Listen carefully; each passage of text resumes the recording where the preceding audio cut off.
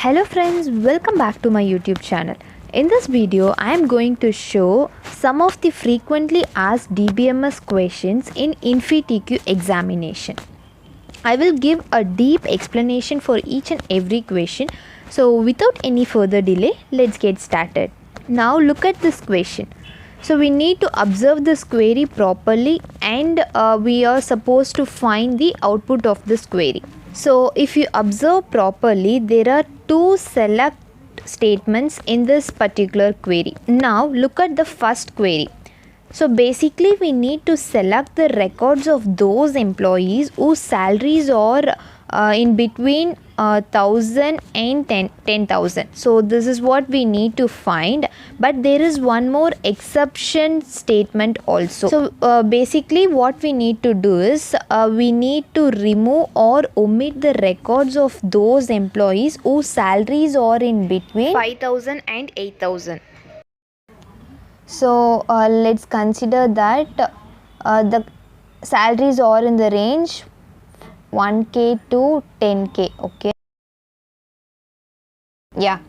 So and then what we need to do is we need to remove the records of those employees whose salaries are in between 5k to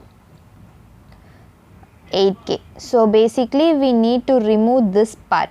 So based on our observation, we can actually conclude like this.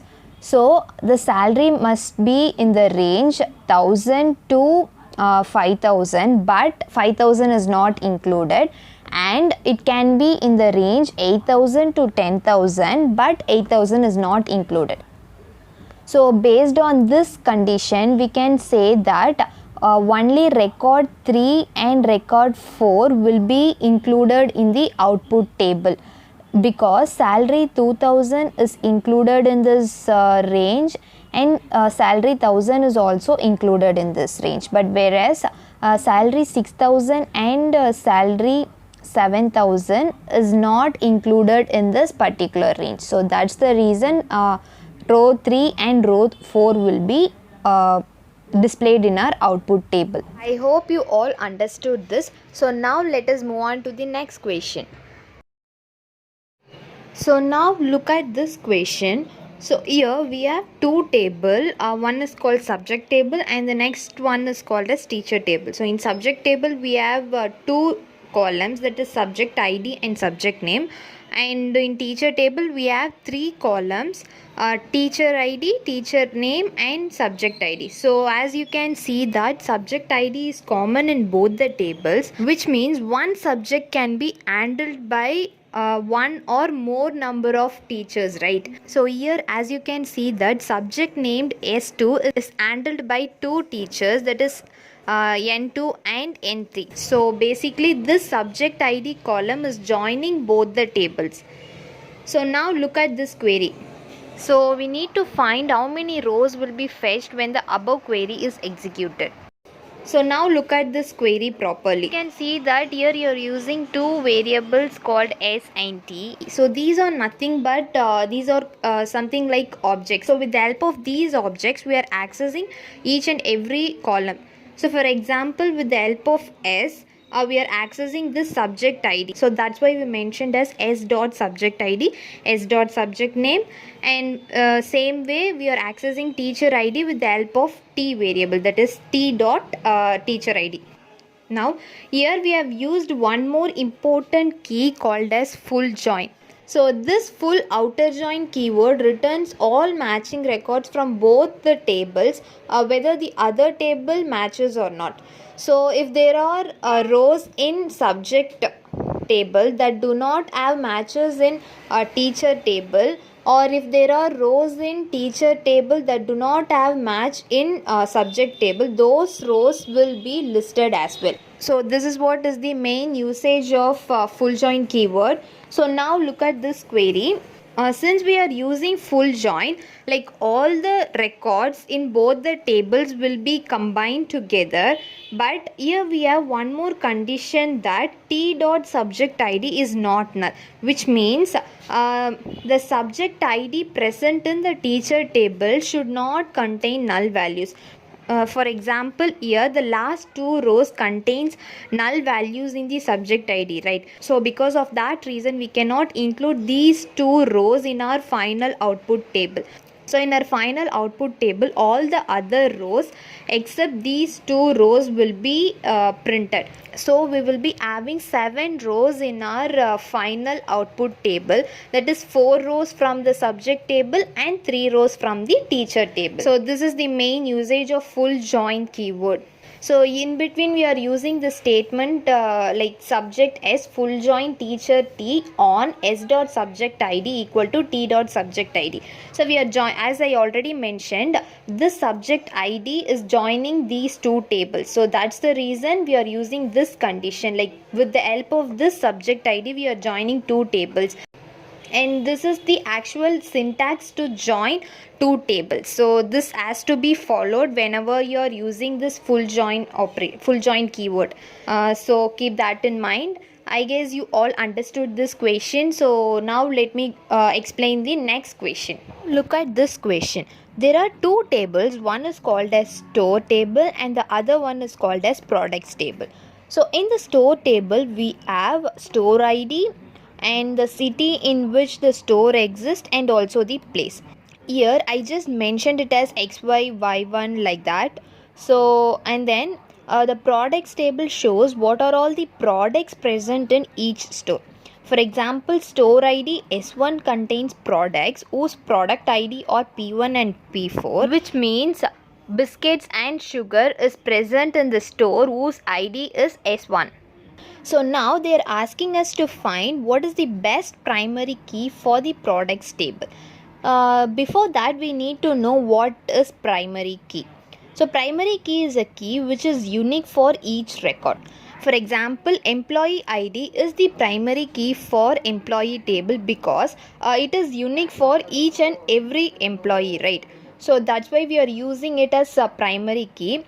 That is, no two employee can have the same ID. So this is what is the basic definition. And now look at these two tables. S1 is repeated twice in this table, so store ID can't be used as a primary key for products table. Similarly, product ID can't be used as a primary key for products table because P4 is repeated twice. So both these columns, that is product ID and store ID in products table, can't be used as a primary key. So now here we are going to use one new concept, that is composite key concept. Since we cannot find any primary key, we can use this composite key concept. So composite key is basically two multiple columns combined together to provide a unique information. So here product ID and store ID can be combined and used as a primary key because this will help us to find a unique record. So when product ID and store ID is combined, we can get these pairs like P4, S1 and P5, S4, P4, S2, P3, S3, P6, S5 and P1, S1. So everything is unique, right? So as we can see that these pairs are unique, it will surely identify a record uniquely. So that's the reason we can use these combined pairs as a primary key. So now let us move on to the next question. Now look at this question.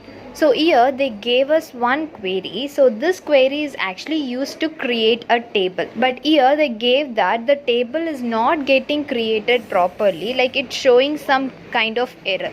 So now our job is to find the reason why the table is not getting created properly. So now if you look at this query properly, the balance column was created without any data type. So it's practically impossible, right? We cannot create a column without a data type. Some data type must be mentioned while we are creating the table. So that's the main reason. So column name balance must have a data type. This is the correct answer. So basically these type of questions can be asked as a sub question, like a sub part in a bigger question. It's highly recommended to focus on these type of error finding questions.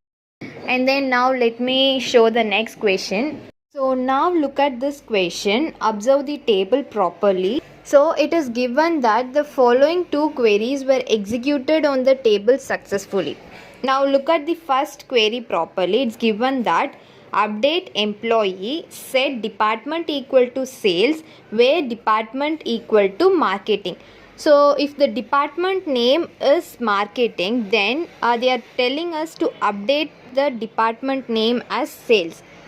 So here the employee whose employee ID is 4 is working in marketing department, right? So now we are updating his department as sales. After executing this query, we'll be having the table like this. So we have 3 members working in sales department and 2 members working in HR department. So this is what will be the output after executing the first query.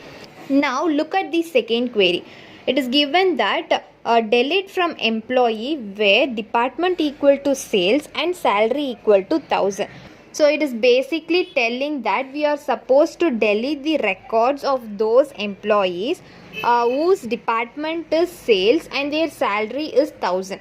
So here, as per the condition, only employee whose employee ID is 4 is working in the sales department and his salary is 1000. So we are removing his record. So after removing his record, we will be having this table as the output. So now if we execute this below mentioned query, that is select count star from employee, then our answer will be 4 because in our final output table we have 4 records. I hope you all understood this concept. Now let me show one more question. Now look at this question properly. I am not going to answer for this question. Just try this question, and if you find answer for this, please do comment the correct answer in the comment section.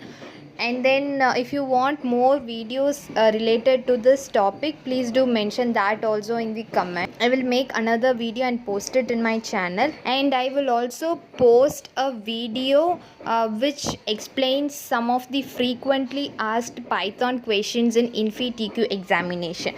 I hope you all liked my video. So thanks for watching, guys. For more useful videos like this, please do subscribe my channel and stay connected. Bye.